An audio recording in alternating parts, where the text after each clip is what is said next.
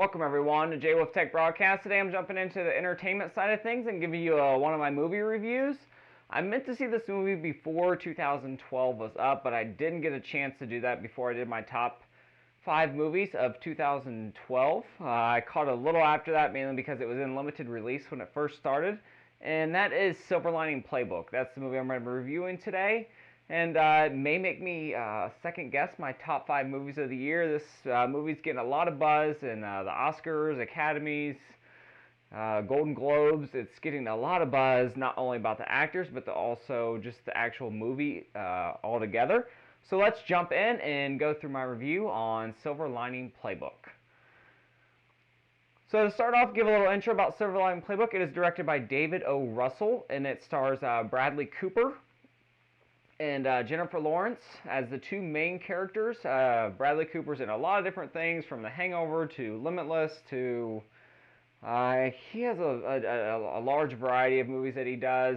This is really, in my eyes, his first serious movie, if you ask me. And then Jennifer Lawrence is probably most commonly known from Hunger Games. That was one of her big movies. What was the other movie?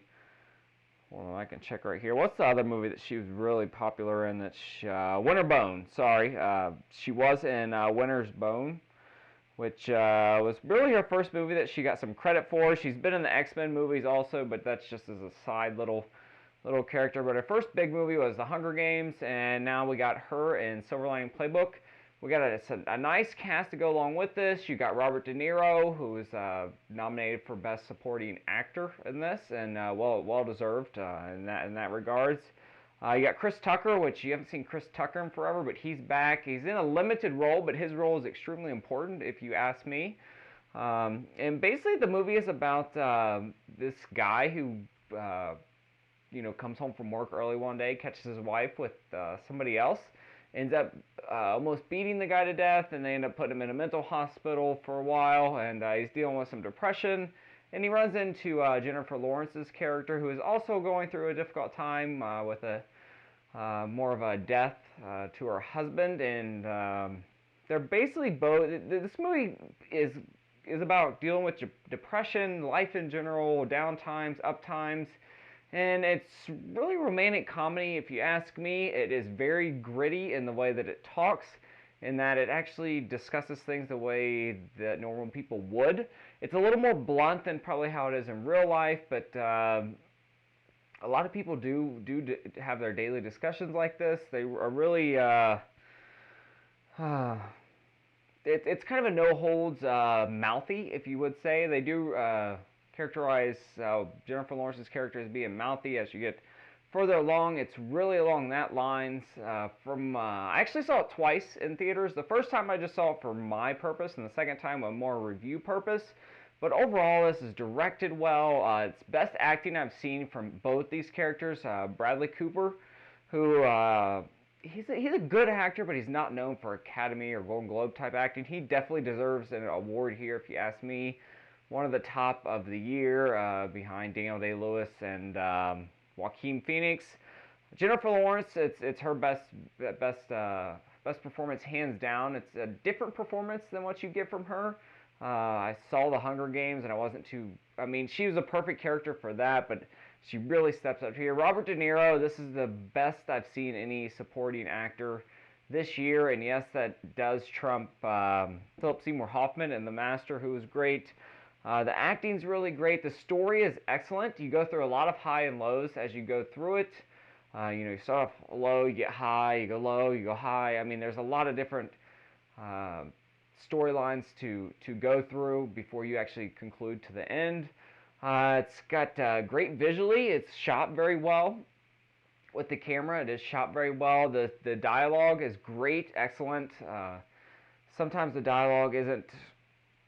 It's just very gritty. It's got to come at you. They're not holding anything back. It is rated R for a reason, as in the language is somewhat it's R-rated. If that's really the only thing there. And some of their conversations are a little bit more higher than the PG-13 crowd. So take that into account when you're actually seeing it. Let's see what else. Chris Tucker's great in this. I love Chris Tucker. He's hilarious in this. He's in it here and there. You see a few of it in the trailer that you'll see. I'll throw the trailer running up here so you can see that. But you can see a few of his snippets where he's in there, and it's really funny. It's a great movie. This is probably, without a doubt, my favorite movie of 2012. I know that's saying a lot because there was a hell of a lot of good movies in 2012, but it's hands down my favorite movie, and just something that, I don't know, makes me want to do better. And that's something that I look for. I look for something that I can grab out of a movie and go from there. It was nominated for 8 Oscars that I see right here, which is excellent. Especially, I mean, David O. Russell. He hasn't really directed a lot here. Three Kings, which was actually excellent. The Fighter was his last movie. And those are really the only two that I see that really stick out here. But it's a great cast. I hope people really give this it should have got more viewing than what it did. Of course, it was a limited release. Like I said, I couldn't get out to see it for a while because it was the closest movie theater was playing to was about an hour and a half.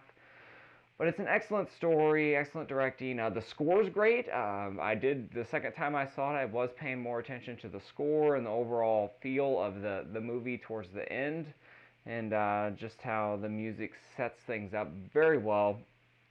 Excellent there. It's shot well, which sometimes you don't see a lot with movies like this, but it's visually shot very, very well. It's cut well. Whoever did the editing in this did it extremely well. It's cut. Next time you watch a movie, just watch in certain spots where it's just cut and then goes to something else real quick, or it shifts scenes. Pay attention to that, because that's a lot of detail that people overlook when they're doing a movie review. Go see it. That's the best thing I can say about it. Easily one of the best. It's definitely worth seeing multiple times, if you ask me. I've seen it twice, and if I have a friend that they're wanting to see it, and I will go see it with them just to see it a third time. Go see it, check it out. It's well worth the money. I don't care, if it's $11 to see a movie now. It's like $11.50. That's crazy. Go check it out. If you'd like to see more reviews like this on the entertainment side of things, don't forget to give me a thumbs up. Leave some comments down below if you have any questions, comments, concerns, and I will go from there. Hope you guys have a great weekend, and I will see you guys next time with another movie review.